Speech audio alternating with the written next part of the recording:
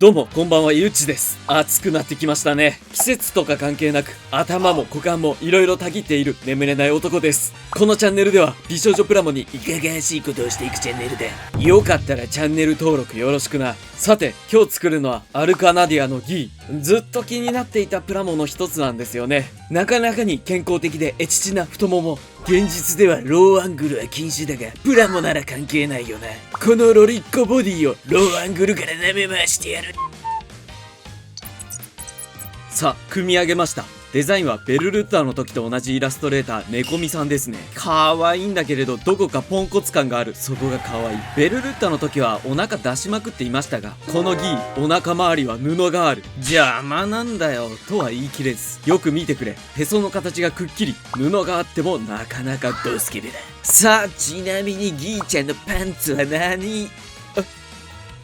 こいつパンツじゃねえ。ホットパンツだと。そこはひもパン一択だろ。これじゃあギーちゃんの部分のギーちゃんに俺の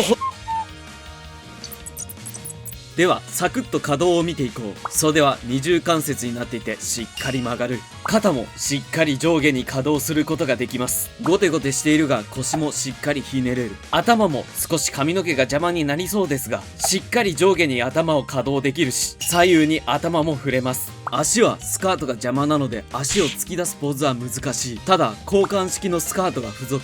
これを差し替えればしっかり足を突き出せる。足は二重関節なのでしっかり曲がります。足首は根元が曲げられ、尻尾は全ての関節がボールジョイントでできていて、くるっと半回転するぐらい可動する。はっきり言って凄まじい可動域だ。あと尻尾には小物の冠がつきます。ここら辺はお好みで尻尾に差し替えパーツを選びましょう。衣装が結構大きいので動かすのが大変だと思いましたが、割と柔軟に動きますね。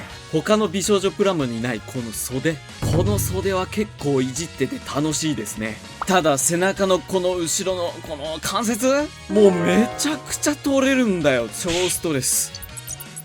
お次に武装モード、ウィンライズモードを見ていこう。交換するためのパーツがこんな感じだ。羽がでかいのにすぐ目がいくと思うが、美少女プラモ特有の持ち手の武器がない。その代わり炎のエフェクトパーツが付属している。ここら辺も順を追って説明していきます。それではまずでかい羽とかをつけたのがこんな感じになる。いややっぱ羽でけえよ。しかも重い。何よりも作るのがめちゃくちゃ大変だった。パーツ交換で髪型が変わっているんですが、こちらもなかなか可愛いですね。大きい羽とかがついて気になるのは可動域ですよね。可動域は特段変わることはありません。しっかり腰もひねれるし、腕もしっかり曲がる。足もしっかり突き出したり曲げたりすることができます。問題なのは間違いなく羽では、その問題の羽の可動域を見ていこう。羽は根元に太めの関節が3つあり、大きい羽をしっかり支えています。しかも結構大きく動くので素体の可動を邪魔しないようになっています。羽の関節はこのような形になっていてしっかり上下に可動して、しかも根元はボールジョイントなのでひねったりすることができます。ただ中央の関節は全ての関節の大元になっているため、ひねったりすると他の羽も連動して動きます。その他にも大きい羽は先端が折り曲げられるようになっており、色々と遊びの幅が広がるようになっています。大きい羽を装備させるとやはり迫力があってかっこいいぜ。そしてさらにここから袖を取り外して先ほど紹介した炎のエフェクトパーツを取り付け、ちょっと魔法を使っている感じにもなる。ちなみに口にもエフェクトパーツは取り付けられ、ギャグテイストになってちょっと可愛い。最後に交換パーツ。袖が角度付きで交換パーツが1種類付属。アホ毛が5個、フェイスパーツも5個、そしてハンドパーツも5個。さあざっくりレビューは以上。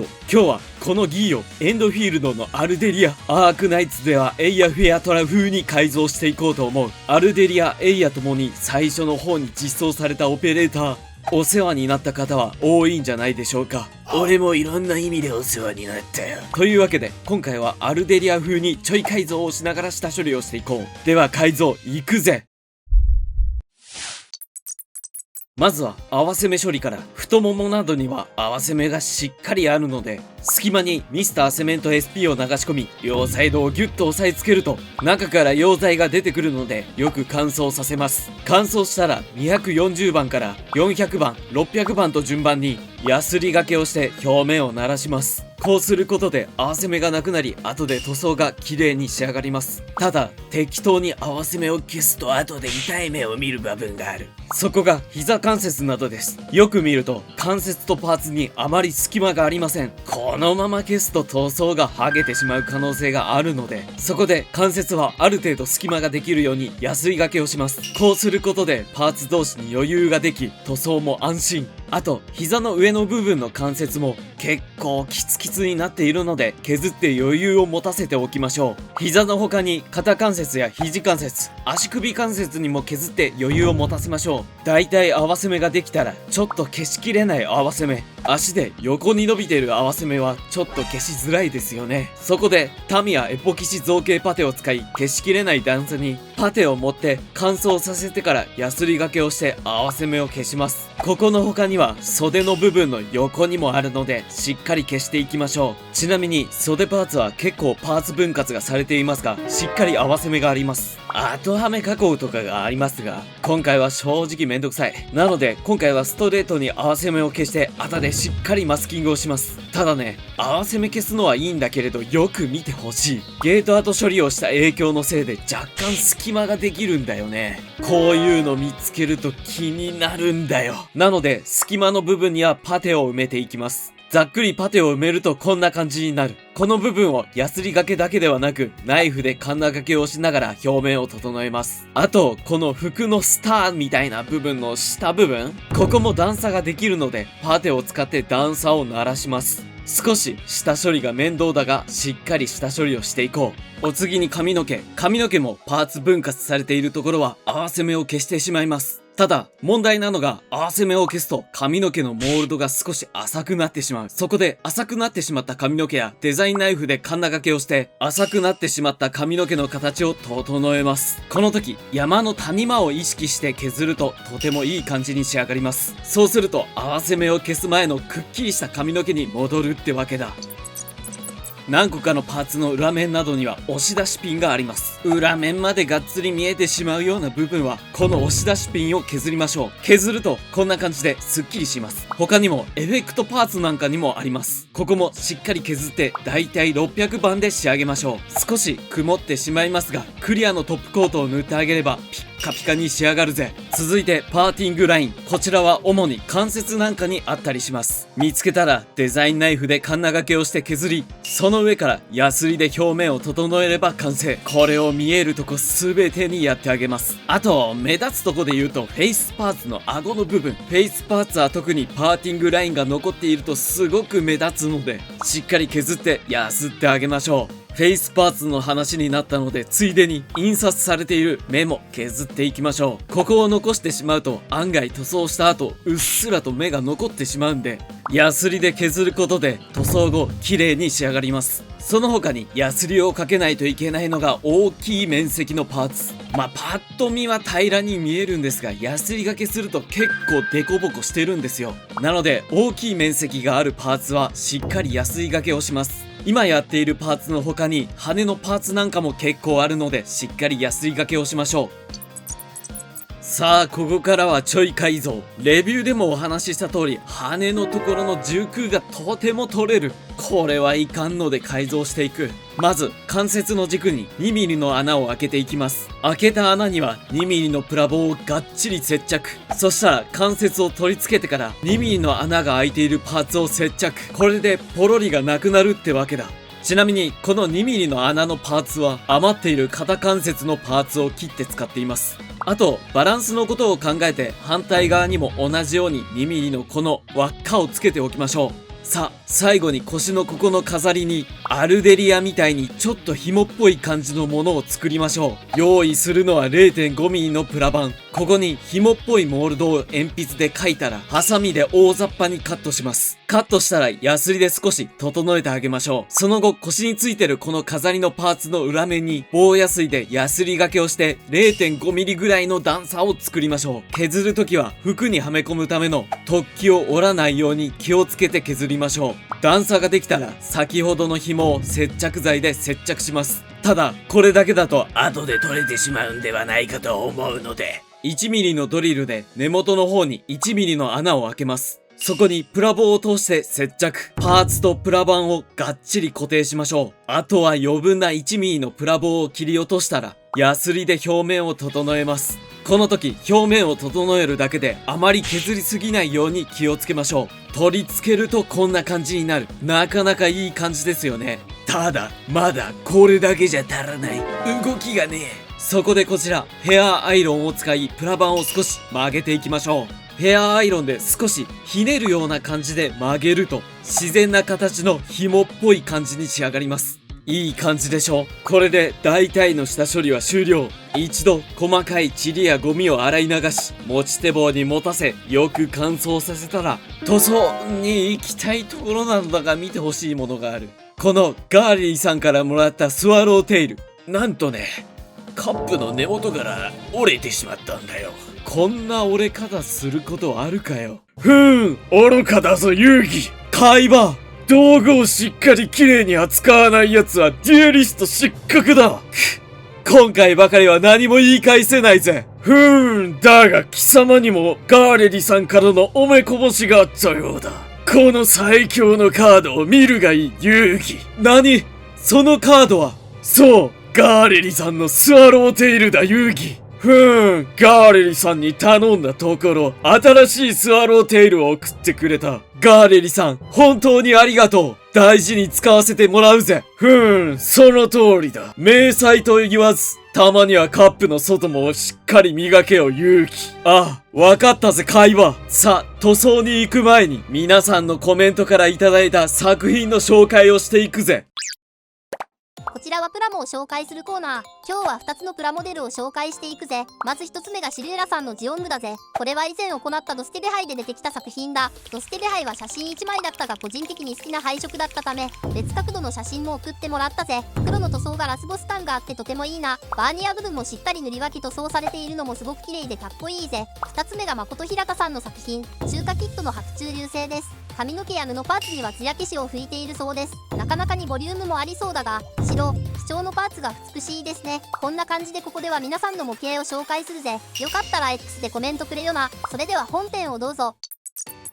さあ、まずはガイアマルチプライマーを全体に塗って塗装の食いつきを良くさせます。そしたらその上にミスターフィニッシングサーフェイサーグレイを全体に塗り灰色に染め上げます。よく乾燥させたらまず赤のパーツを塗っていく。赤はローズディープレッドとペンキレッドをハーフに混ぜちょっと暗めの赤色に染め上げると言いたいところだが、大体の赤色を塗ってからこの赤ちょっと違くねって思ってこの量の赤を全て塗り直す。今度はペンキレッド単体で塗っていく。下手に混ぜずに単体で塗った方が綺麗でしたね。ちなみに尻尾のギザギザしているやつはスカーレットで塗り分けをします。っていうかこのギザギザの尻尾のやつ素組みの時はめたら取れなくなったんよね。おかげでマスキングをする羽目になったぜ、チクシャー。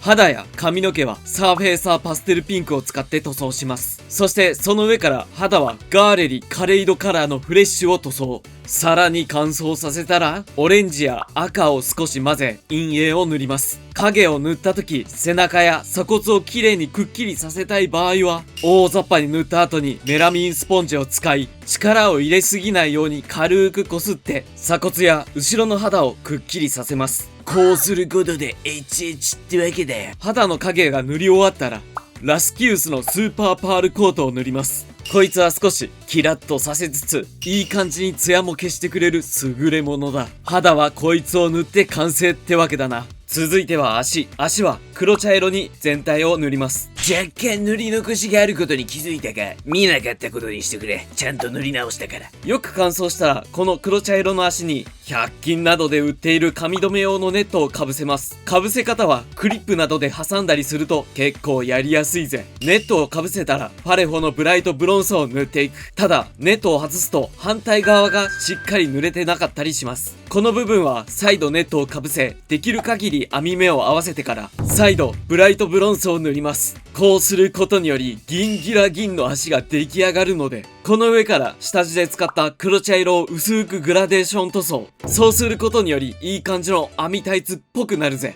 続いては袖などの白パーツ。ホワイトにコバルトバイオレットを少し足して白を塗ります。ちなみに袖はマスキングの都合上白から塗っていくとやりやすいぜ。さらに袖や布部分にはホワイトにコーラルピンクを少し足し、薄いピンク色の陰影を描きます。この時のピンク色はうっすら乗るくらいで大丈夫です。塗ったら再びメラミンスポンジで服のシワに合わせて陰影を少しこすり取ります。できた袖パーツがこんな感じになる。うっすらピンクが乗って綺麗な仕上がりになっているのではないでしょうか。この上から袖はマスキングをしてフレームメタリック1を塗っていきます。その他肩の装飾や尻尾の装飾もメタリックに塗ります。さあどんどん行きましょう。今度はコバルトバイオレットにペンキレッドとピュアブラックを少し混ぜて紫色を作ります。尻尾や羽の関節なんかを紫色に塗ります。ちなみにこの色はまだ後でちょっと使うので少し残しておきましょう。羽はさらにピュアブラックを多めに混ぜ黒紫色を塗ります。これを羽だけではなく関節やさらに尻尾の下の部分も黒紫色に塗ります。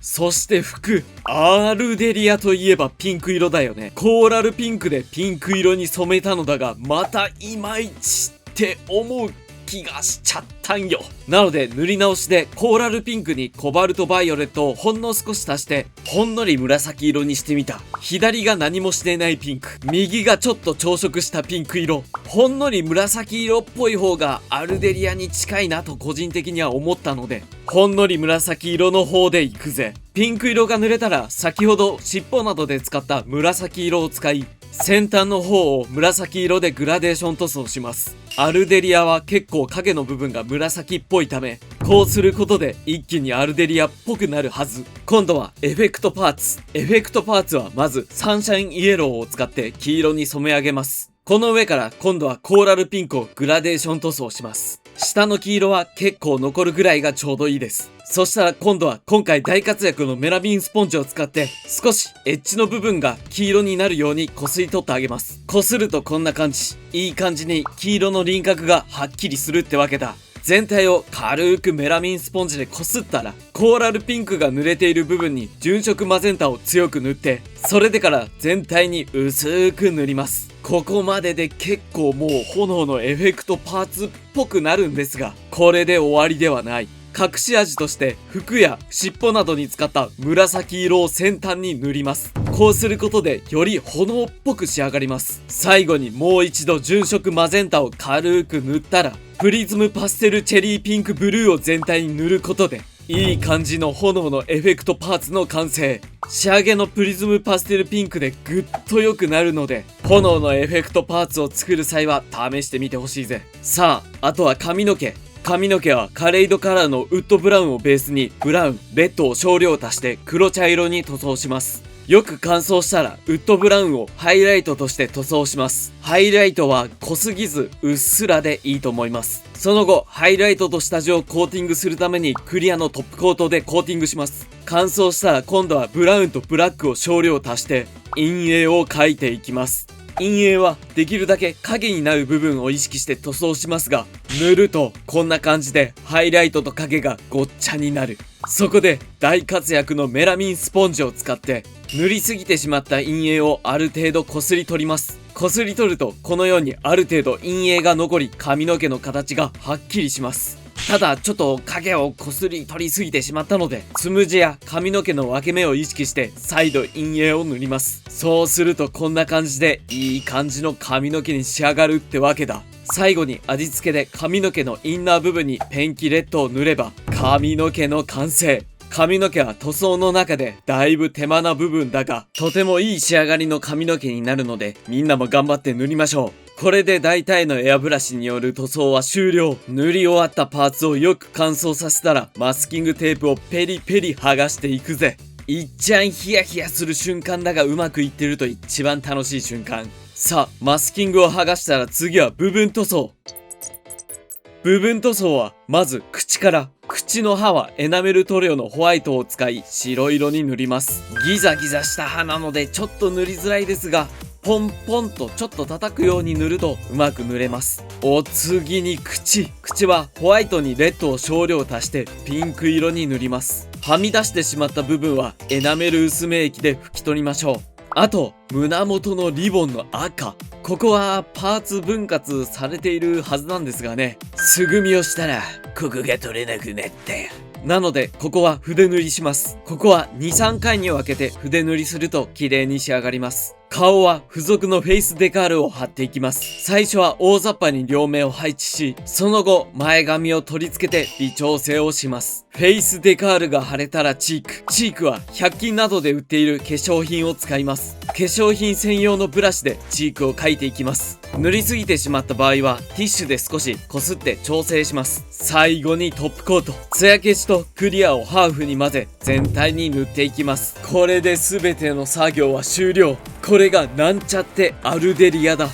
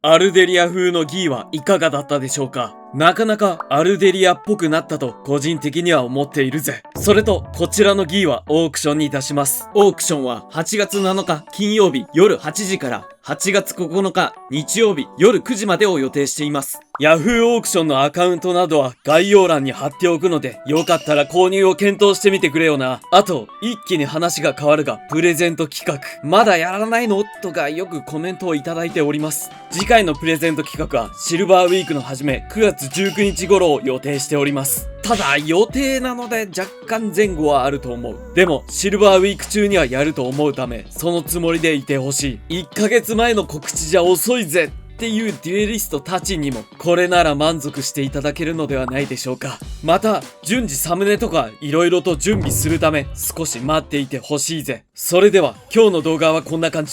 今日の動画も面白かったらチャンネル登録、グッドボタンよろしくな。それでは次回の動画でまた会おうぜ。またな。